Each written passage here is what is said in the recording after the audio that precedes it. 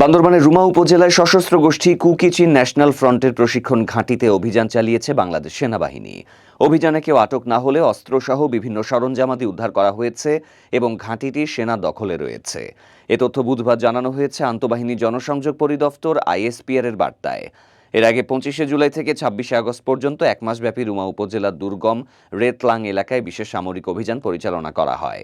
ওই অভিযানে সেনাবাহিনী টহল দল সীমান্তবর্তী জনবসতিহীন এলাকায় কেএনএফ এর একটি প্রশিক্ষণ ঘাঁটি চিহ্নিত করে এবং ব্যাপক তল্লাশি অভিযান চালায়।